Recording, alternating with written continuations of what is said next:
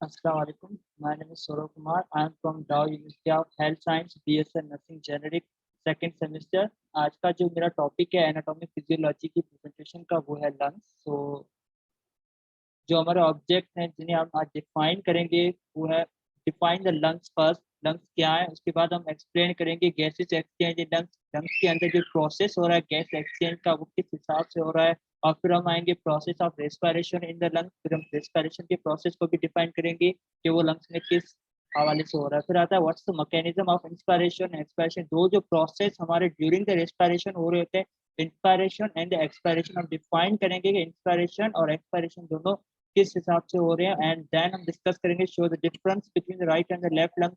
जो लंग के दो पार्ट हैं, इनके जो पेयर होता है हमारे पास ऑर्गन लंग्स, एक होता है राइट एक होता है लेफ्ट, जो चीज में पाए जाते हैं। तो राइट और लेफ्ट लंग के बीच में कौन सा डिफरेंस होता है हमसे भी डिस्क्राइब करेंगे। एंड देन हम डिस्क्राइब करेंगे blood supply to the lungs के लंग्स के अंदर जो ब्लड सप्लाई हो रहा है, जो दो सर्कुलेशन हो रही है, एक होती है पुल्मोनर सर्कुलेशन और एक होती है ब्रोंकल सर्कुलेशन, इन दोनों को भी हम डिफाइन करेंगे।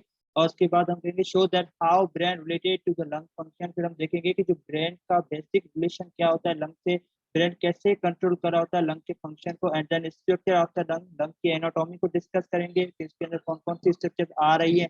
And then function of the lungs, lung के फंक्शन को भी डिस्क्राइब करेंगे, फिजियोलॉजी को डिस्क्राइब करेंगे।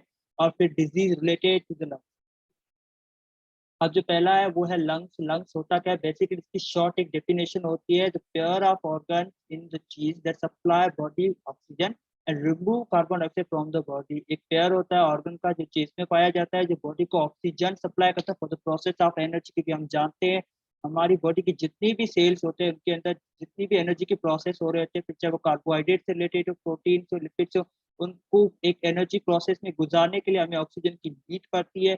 So for the process of oxygen supply lung work करते हैं, वो हमारी बॉडी को ऑक्सीजन सप्लाई करते हैं। एंड कार्बन डाइऑक्साइड जो कि एक वेस्ट प्रोडक्ट है हमारी बॉडी से, उसे रिमूव करते हैं। तो basic function of the lung is that lung are the part of the respiratory system. ये एक रेस्पिरेटरी सिस्टम का पार्ट होता है और ये पेयर में पाए जाते हैं। A group of organ and tissue that work together to help you breathe. ये एक पूरा ग्रुप होता है जिसमें आपके ऑर्गन्स और टिश्यू दोनों इन्वॉल्व होते हैं, जो वर्क करते हैं, हेल्प करते हैं आपको ब्रीथ में। The respiratory system main job is to move fresh air into your body while removing waste gas। इसका जो मेन फंक्शन होता है रेस्पिरेटरी सिस्टम का, तो फ्रेश एयर है यानी ऑक्सीजन है उसे इंटर करता है इनटू द बॉडी, एंड जो वेस्ट गैस है कार्बन डाइऑक्साइड उसे रिमूव करता है from the body. Gas exchange in the lungs and process of respiration, ये दो अलग अलग प्रोसेस हैं, गैस एक्सचेंज और रेस्पिरेशन। इसे हम देखेंगे। फर्स्ट आता है gas exchange. as the gas exchange take place in the millions of the alveoli in the lungs and the capillary that envelop them। जो ये प्रोसेस होता है गैस एक्सचेंज का, जहाँ पे ये होता है अल्वेलाई, मिलियंस ऑफ अल्वेलाई होता है, जो कि एक एंड पॉइंट होती है। हम कह सकते हैं कि it is a unit of lungs, क्योंकि इसके अंदर क्या होता है कि आपकी कार्बन डाइऑक्साइड और ऑक्सीजन के बीच में बेसिक ट्रांसफिक्शन होती है, जहाँ पे क्या होता है कि आपकी ऑक्सीजन जो होती है वो मूव करती है इनटू द ब्लड, एंड जो कार्बन डाइऑक्साइड होती है वो मूव करती है from blood into the tissues. Tissue मतलब वो मूव करके आ रही है आपके लंग्स के अंदर। तो यहाँ पे क्या होता है, एक्सचेंज हो रही है गैस की, किन में अल्विलाई पाई जाती है लंग्स के अंदर। और जो कैपिलरीज का यहाँ पे कॉन्सेप्ट है वो ये होता है कि कैपिलरी जो है वो आपके अल्विलाई के ऊपर इन्वेलप होती है, उसके ऊपर गुच्छे की तरह पाई जाती है। इन कैपिलरीज के अंदर ब्लड मूव हो रहा होता है, और वो ब्लड मूव जो हो रहा होता है वो बेसिकली ऑक्सीजन के लिए यहाँ पे लाया जाता है। फिर होता है inhale oxygen move from the alveoli to the blood into the capillary. अब यहाँ पे लिखा हुआ है कि जो ऑक्सीजन हमने इनहेल की है फ्रेश एयर से, जो हमने ली हुई है लंग्स के अंदर इंटर हुई है, वो इंटर हो रही है ब्लड में, किन में, कैपिलरीज में हो रही है। एंड द कार्बन डाइऑक्साइड जो कि कैपिलरीज या ब्लड के अंदर जो कार्बन डाइऑक्साइड है वो मूव हो रही है ब्लड से कहाँ पे, जो कि लंग्स के अंदर मूव हो रही है। और फिर आता है रेस्पिरेशन। रेस्पिरेशन होता है the lung and the respiratory system allow us to breathe. Respiration में यही होता है कि ये लंग्स एंड रेस्पिरेटरी सिस्टम होता है, अलो करता है हमें ब्रीथ करने में। They bring oxygen into our body. ये जो ऑक्सीजन होती है उसको ब्रिंग करते हैं, ले आते हैं हमारी बॉडी के अंदर, जिसे हम कॉल कहते हैं इंस्पायरेशन या इनहेलेशन कहते हैं। एंड सेम टाइम क्या होता है कि कार्बन डाइऑक्साइड आउट होती है हमारी बॉडी से, निकाली जाती है, जो कि वेस्ट प्रोडक्ट है, उस प्रोसेस को हम कहते हैं expiration. And the exchange of oxygen and carbon dioxide is basically called respiration. अब यहाँ पे ये फिगर में दिखाया आप देख सकते हैं कि ऑक्सीजन की इंटरिंग हो रही है इनटू द लंग्स, इस प्रोसेस को हम कहते हैं इंस्पायरेशन। और जो कार्बन डाइऑक्साइड है एक वेस्ट गैस है, वो लंग से आउट हो रही है आपके माउथ से, इसे हम कहते हैं एक्सपायरेशन। तो ये जो प्रोसेस है इसे हम कहते हैं रेस्पिरेशन। इसके दौरान मैंने बता दिया रेस्पिरेशन ये होता है कि आपकी ऑक्सीजन को हम इंटर करते हैं और आपकी कार्बन डाइऑक्साइड को हम मूव करते हैं आउट ऑफ बॉडी। अब हम आते हैं mechanism of inspiration and expiration.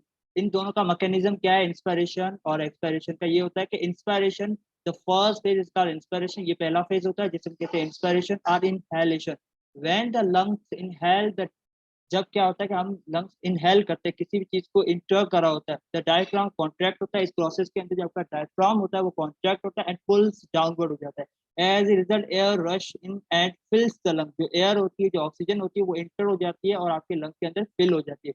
और दूसरा प्रोसेस होता है एक्सपायरेशन, एक्सहेलेशन भी कह सकते हैं। इस प्रोसेस में ये होता है कि letting air out of the lung during the breathing cycle. यहाँ पे क्या होता है, ब्रीथिंग साइकिल के दौरान आपके कार्बन डाइऑक्साइड की यहाँ पे जो एयर होती है उसे आउट किया जाता है, लंग्स के बाहर निकाला जाता है during expiration. The relaxation of expiration के दौरान होता क्या है कि जो आपका डायफ्राम है वो रिलैक्सेशन होता है and elastic recoil of tissue decrease the thoracic volume and increase the intraalveolar pressure. Expiration push air out of the lung. Expiration process में ये होता है कि आपकी एयर को बाहर निकाला जाता है, पुश किया जाता है लंग से बाहर की तरफ।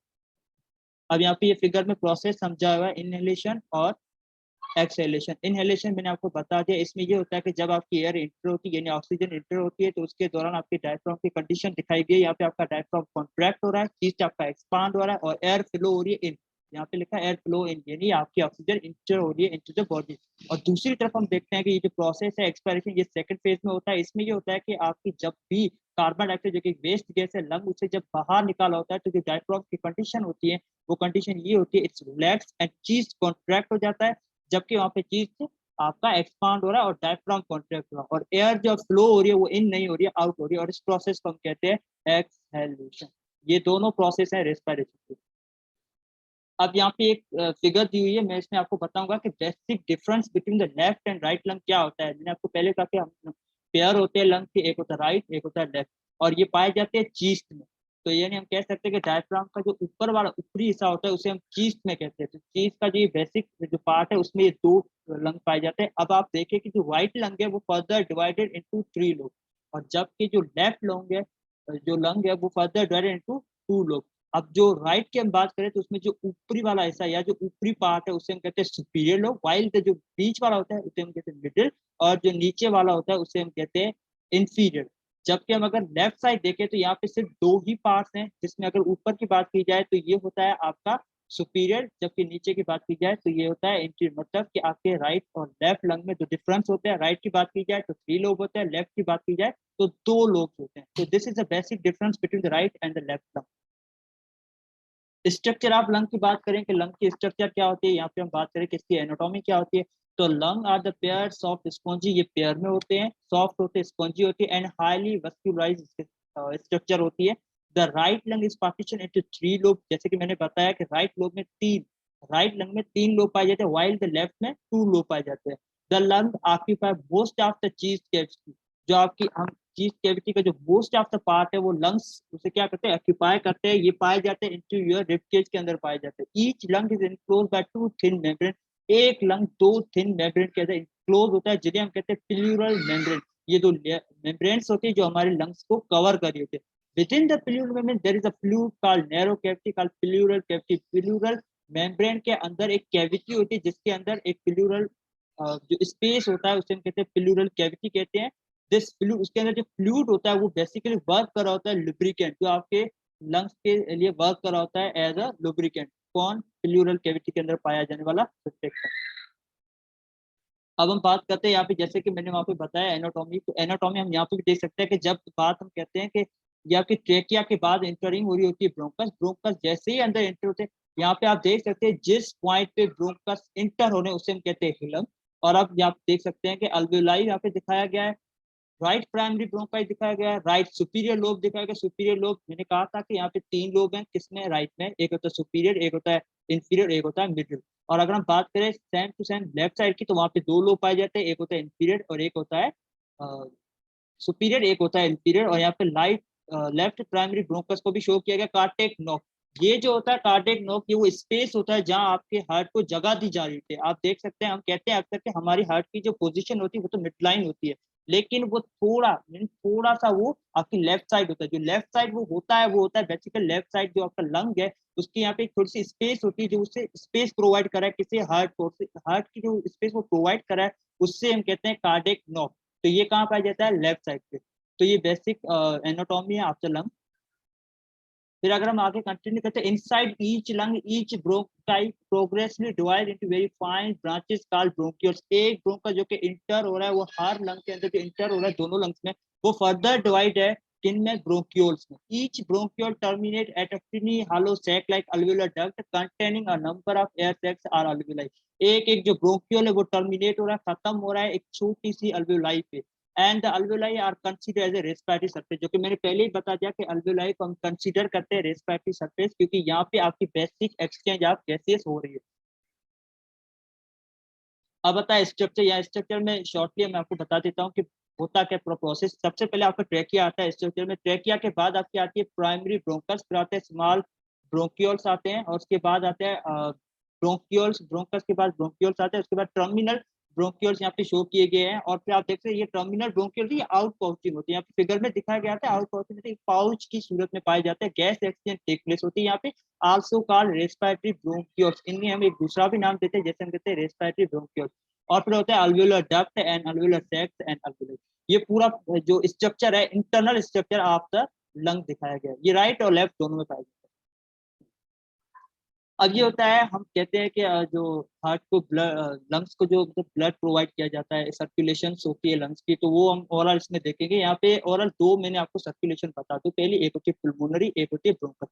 अगर हम खुद जानते हैं क्योंकि लंग की जो सेल्स होते हैं उन्हें भी हर टाइम एनर्जी की नीड होती है, तो उनको जो एनर्जी प्रोवाइड की जाती है वो जो होता है आपको ब्रोंकस जो सर्कुलेशन उसके थ्रू मिलती है। वाइल जब हम देखते हैं कि जो ब्लड हमने पुल्मोनल सर्कुलेशन जो हमने पहले कार्डियक में पढ़ लिया है कि जो हार्ट में blood enter into the right side जो कि पुल्मोनरी आर्टरी की ओर से आ रहा है इनटू द लंग्स, जब वो लंग्स के अंदर आता है वहां पे क्या होता है कि अल्वेलाई और उनके बीच में एक्सचेंज होती है गैसेस की, ऑक्सीजन एंटर होती है, फिर जो वो ब्लड है वापस रिटर्न होता है लेफ्ट साइड, लेफ्ट साइड में एंटर होता है फ्रॉम पुल्मोनरी वीन, और उस वीन के बाद जब वो लेफ्ट साइड में आता है तो पूरी बॉडी को सप्लाई किया जाता है। तो ये सर्कुलेशन होती है, बेसिक रिलेशन होता है बिटवीन हार्ट एंड लंग्स। और इन दोनों सर्कुलेशन को मैंने डिफाइन कर दिया, एक होती है पुल्मोनल सर्कुलेशन, एक होती है ब्रोंकस सर्कुलेशन। ब्रोंकस सर्कुलेशन होती है फॉर द लंग्स जो कि उन्हें खुद की एनर्जी की जरूरत होती है, वाइल जब मैंने बात की पुल्मोनल सर्कुलेशन जो कि हार्ट से ब्लड आ रहा है जिसे ऑक्सीजन सप्लाई कर रहा है। ये एक सेंटर हमने कहा ना लंग सेंटर फॉर द जो कि गैसियस सेंटर है लंग, क्योंकि यहीं पे आपकी जो डी ऑक्सीजनेटेड ब्लड है उन्हें ऑक्सीजनेटेड किया जाता है और जो कार्बन डाइऑक्साइड का ब्लड जो ब्लड के साथ कार्बन डाइऑक्साइड है उसे रिमूव किया जाता है, फ्रेश किया जाता है। अब आता है control of brain to the lung function. अब बात करते हैं कि ब्रेन कैसे कंट्रोल करता है लंग फंक्शन का। मैं आपको बता दूं जो brain is control your breathing rate, how fast या स्लो यू ब्रीथ। जो आपका ब्रेन होता है वही कंट्रोल करता है आपके ब्रीथिंग रेट को कि कितना स्लो या फास्ट आप ब्रीथ कर सकते हैं। By sensing your body need for oxygen and need to get rid of the carbon dioxide, ये जानते हुए ये देखते हुए कि आपको कितनी ऑक्सीजन की नीड है और कितनी देर तक आप कार्बन डाइऑक्साइड को बर्दाश्त कर सकते हैं आपके बॉडी में। तो ये जो ओवरऑल प्रोसेस होता है इसे कंट्रोल करता है brain. Healthy lifestyle habitats such as a physical activity and not smoking can help prevent lung injury and disease। ये एक छोटी सी लाइन है कि आपकी अगर एक फिजिकल एक्टिविटीज अच्छी है, आपकी जो लाइफस्टाइल है हैबिटाट है वो अच्छे हैं और स्मोकिंग वगैरह का अगर आप बिच हैं तो आपको जो लंग्स की इंजरीज है बेसिक इंजरीज से आप बच सकते हैं। तो यहाँ पे हम बात करते हैं मेडुला ऑब्लंगेटा की। मेडुला ऑब्लंगेटा एक ऐसा पार्ट होता है ब्रेन का जो बेसिकली आपके ब्रीथिंग रेट को कंट्रोल कर रहा होता है। अक्सर हम जब हैवी एक्सरसाइज वगैरह कर रहे होते हैं तो हमें ब्रीथिंग की काफी ज्यादा जो मतलब नॉलेज जरूरत पड़ती है क्योंकि हमारी बॉडी के सेल्स को ऑक्सीजन की ज्यादा जरूरत पड़ी होती है। तो वो ऑक्सीजन प्रोवाइड करने के लिए हमारे ब्रेन से सिग्नल्स आ रहे होते हैं टुवर्ड्स द लंग कि अपने ब्रीथिंग रेट को बढ़ाएं ताकि ज्यादा से ज्यादा ऑक्सीजन की डिमांड पूरी हो सके और बॉडी की एनर्जी की नीड है वो पूरी हो सके। तो मतलब क्या कंट्रोल करता है आपके ब्रेन आपके ब्रीथिंग रेट को, और ब्रीथिंग रेट जो प्रोसेस है वो कनेक्टेड विद लंग। अब हम आते हैं फंक्शन। लास्ट में हम डिस्कस करते हैं function of the lung. The main function of the lung is the process of gas exchange called respiration और ब्रीथिंग। जो प्रोसेस है या जो मेन फंक्शन है लंग्स का वो यही है, गैसेस एक्सचेंज, रेस्पिरेशन करना, ब्रीथिंग करना, ऑक्सीजन को इंटर करना, कार्बन डाइऑक्साइड को रिमूव करना। In respiration oxygen from the incoming air enter the blood. Respiration के दौरान ये होता है कि जो ऑक्सीजन है उसे इंटर किया जाता है into the blood and carbon dioxide को रिमूव किया जाता है जो कि एक वेस्ट गैस है मेटाबॉलिज्म से प्रोड्यूस हो रही है। लीव करते हैं, उसे ब्लड से निकाला जाता है। Your lung are the part of respiratory system, आपके जो लंग है वो रेस्पिरेटरी सिस्टम का पार्ट होते हैं। A group of organ and the tissue that work together to help you breathe, एक पूरा ग्रुप होता है टिश्यूज का जो वर्क करता है आपकी ब्रीथिंग के फंक्शन में। The lung main function is to help oxygen from air into the breath and red cells in the blood, जो आपके रेड सेल्स होते हैं उनके अंदर ऑक्सीजन की जो है इंटरिंग होती है। Red blood cells then carry oxygen around the body to be used in the cell found in our body. The lung also help the body to get rid of carbon dioxide gas when we are breathe out. तो ये पूरा process वही समझाया गया कि आपकी oxygen को entering की जाती है जो कि जरूरी होती है for the process of energy purpose के लिए, और जो कार्बन डाइऑक्साइड जो कि वेस्ट गैस है उसे रिमूव किया जाता है फ्रॉम द बॉडी। अब आते हैं लंग्स डिसऑर्डर के। लंग्स डिसऑर्डर कौन कौन से होते हैं? लंग्स डिसऑर्डर बेसिकली ये होता है कि आपके लंग के काम में इंपेयरिंग होना, किसी किस्म से जो आपका लंग जो एक हेल्थी तरीके से काम कर रहा है उसका काम बिगड़ जाना, फिर किसी भी डिसऑर्डर की वजह से कोई भी कॉम्प्लिकेशन हो सकती है। लंग कैंसर की बात करें तो ये होता है कि it's usually a consequence of smoking either actively और पैसिवली। आप जब स्मोक करते हैं तो उसकी वजह से होता है आपकी जो लंग्स में आप स्मोक कर रहे होते हैं उसकी वजह से आपके जो सेल्स होते हैं लंग्स के वो डैमेज हो जाते हैं।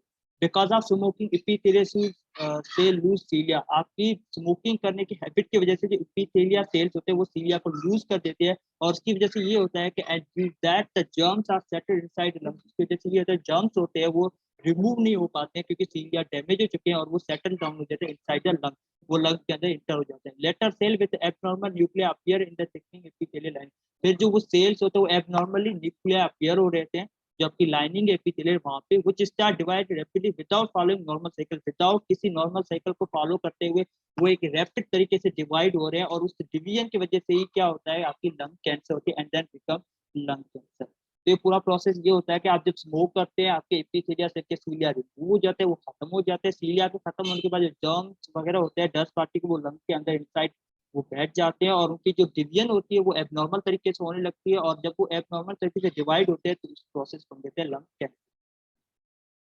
दूसरी डिजीज यहाँ पे दिखाई गई है अस्मिता, it's an another respiratory tract disorder in which there are recurrent attacks of breathlessness. ये एक दूसरा डिसऑर्डर यहाँ पे डिस्क्राइब किया गया है किसका, रेस्पिरेटरी ट्रैक्ट का, जिसमें ये होता है कि रिकरेंट अटैक होते हैं आपको ब्रीथलेसनेस के। और तीसरी यहाँ पे जो डिजीज दिखाई गई है वो है ट्यूबरक्लोसिस, जिसे हम सब बाकी में टीबी शॉर्ट टाइम कह सकते हैं। It's an infectious disease of lung caused by bacteria, bacteria की वजह से होने वाली ये डिजीज, और ये होती है लंग की disease. It's commonly known as TB. Symptom ये होते हैं कि फीवर होती है, स्वेटिंग एट द नाइट होती है, वेट लॉस होता है, पूर रेपिटेशन होती है, और पेन इन द चीस्ट होता है, कफिंग ईटीसी, ये सब किसके हैं? टीबी के, जो कि बैक्टीरिया की वजह से हो रही है लंग डिजीज। और यहाँ पे मैंने दिखाया कि टीबी में और बाकी जो सेल्स होते हैं उनके बीच में जो इन्फेक्शन यहाँ पे दिखाया गया। आप देख सकते हैं कि जो पहले यहाँ पे दिखाया गया ट्यूबरक्लोस इन्फेक्शन इनिशियल स्टेज होता है, राइट अपर लो पे होता है, तो वहाँ पे जो फिगर होती है वो सेल की शो की गई, जबकि देखते हैं initial plaque progressively digging to a hole, जो यहाँ पे एक दूसरी फिगर दिखाई गई, और the formation of humerus cavity and bronchial erosion, ये टीबी की डिजीज की यहाँ पे कुछ दिखाई गई, इरोजन की स्टेज दिखाई गई इनिशियल, और उसके बाद जो आगे बढ़ती बढ़ती आती है उन सबको यहाँ पे शो किया गया। और लास्ट में रेफरेंस